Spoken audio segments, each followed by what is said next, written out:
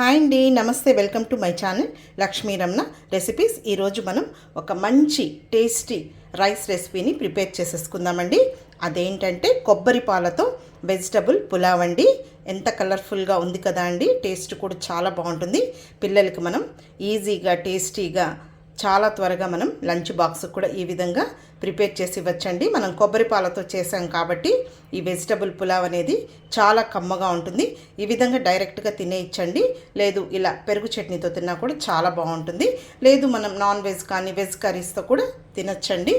Okay అండి, ఈరోజు మనం ఈ కొబ్బరి పాలతో వెజిటబుల్ పులావ్ని చాలా ఈజీగా టేస్టీగా ఎలా ప్రిపేర్ చేసుకోవాలో కావలసిన పదార్థాలు, తయారీ విధానం ఒకసారి చూద్దామండి.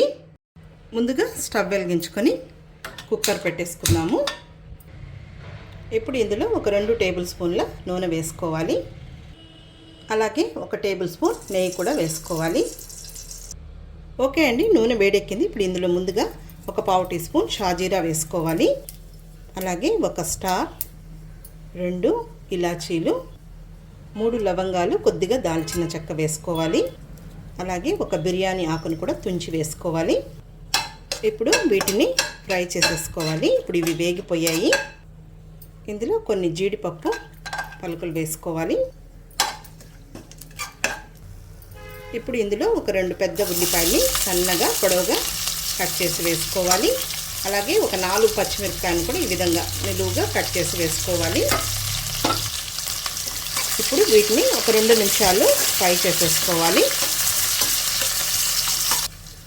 చూడండి, ఉల్లిపాయ ముక్కలు ఈ విధంగా వేగిన తర్వాత ఇప్పుడు ఇందులో ఒక క్యారెట్ని ఈ విధంగా ముక్కలుగా కట్ చేసి వేసుకోవాలి.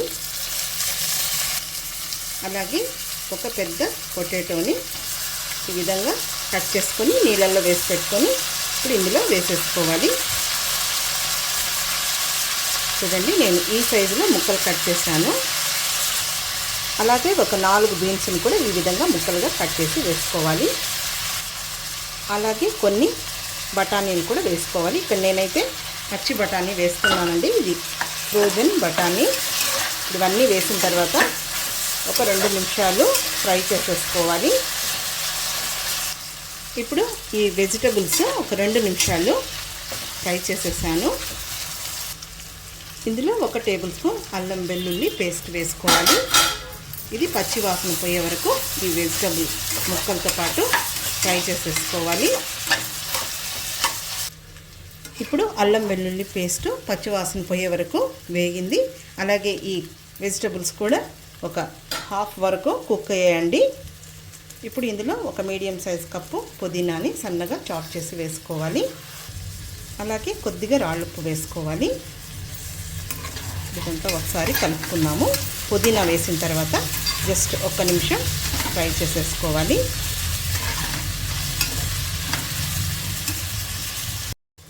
ఇప్పుడు ఇందులో కొబ్బరి పాలు వేసుకోవాలండి. నేను ఈ సైజ్ గ్లాస్తో 2 గ్లాసుల బాస్మతి రైస్ తీసుకున్నానండి. 1 గ్లాస్ బాస్మతి రైస్కి 1.5 గ్లాస్ కొబ్బరి పాలు అయితే సరిపోతుంది.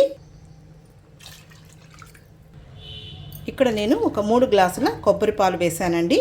ఇది హోమ్ మేడ్ కొబ్బరి పాలే అనమాట. పచ్చి కొబ్బరిని ఆ వెనకలో ఉన్నదంతా కూడా కొంచెం పీల్ చేసేసుకొని చిన్న ముక్కలు కట్ చేసుకొని మిక్సీ వేసేసుకొని కొబ్బరి పాలు తీసేసుకోవడమే. ఇప్పుడు జస్ట్ ఇదంతా ఒకసారి కలిపేసుకోవాలి.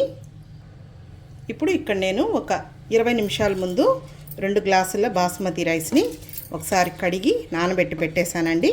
ఇప్పుడు ఆ బియ్యం ఇందులో వేసేసుకోవాలి. నేనైతే ఇక్కడ ఈరోజు బాస్మతి రైస్తో చేస్తున్నానండి. మీకు ఇష్టం లేకపోతే నార్మల్ రైస్తో కూడా చేసేసుకోవచ్చు.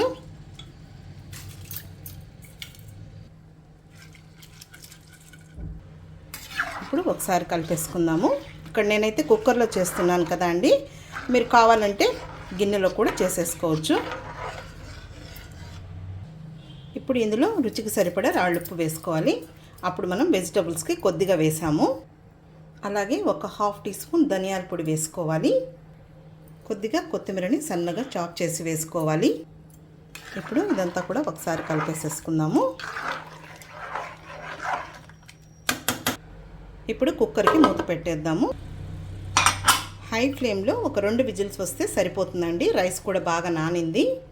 ఓకే అండి, ఇప్పుడు 2 విజిల్స్ వచ్చిందండి. వచ్చిన తర్వాత స్టవ్ ఆఫ్ చేసేసాను. ఆ ప్రెజర్ అంతా పోయిందండి. ఇప్పుడు చూద్దాము, రైస్ మనకు పర్ఫెక్ట్గా రెడీ అయిపోయి ఉంటుంది.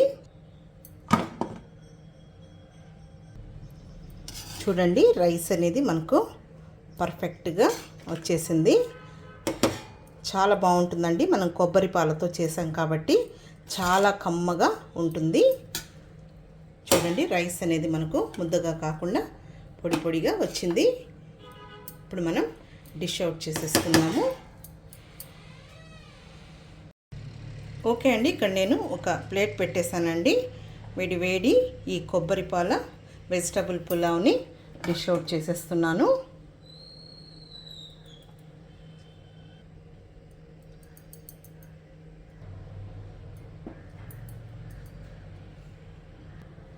ఓకే అండి, ఇక్కడ నేనైతే పెరుగు చట్నీని ప్రిపేర్ చేసి పెట్టేశాను. అంతే అండి, చూసారు కదా. ఈ విధంగా మనం కొబ్బరి పాలు వేస్ట్ చేసాం కాబట్టి చాలా కమ్మగా ఉంటుంది కాబట్టి డైరెక్ట్గా ఇలాగే తినేయచ్చండి. లేదు మనకి ఇష్టమైన వెజిటబుల్ కర్రీతో కానీ నాన్ వెజ్ కర్రీతో కూడా తినచ్చు. లేదు ఈ విధంగా సింపుల్గా పెరుగు చట్నీతో తిన్నా కూడా చాలా బాగుంటుంది. పిల్లలకు కూడా మనం లంచ్ బాక్స్కి చాలా ఈజీగా టేస్టీగా హెల్తీగా ప్రిపేర్ చేసి ఇచ్చేయచ్చండి. హ్యాపీగా తినేస్తారు. ఓకే అండి, చూసారు కదా. తప్పకుండా మీరు కొబ్బరి పాలతో ఈ వెజిటబుల్ పులావ్ని ఒకసారి ట్రై చేసి మళ్ళీ ఎలా వచ్చిందో కామెంట్ చేయండి. ఈ వీడియో మీకు నచ్చినట్లయితే నా యూట్యూబ్ ఛానల్ లక్ష్మీ రమణ రెసిపీస్ని కొత్తగా చూస్తున్నవారైతే నా ఛానల్ని తప్పకుండా సబ్స్క్రైబ్ చేసుకోండి. నచ్చితే లైక్ చేయండి, షేర్ చేయండి. ఇంకొక మంచి వీడియోతో మళ్ళీ కలుద్దాం. నమస్తే అండి.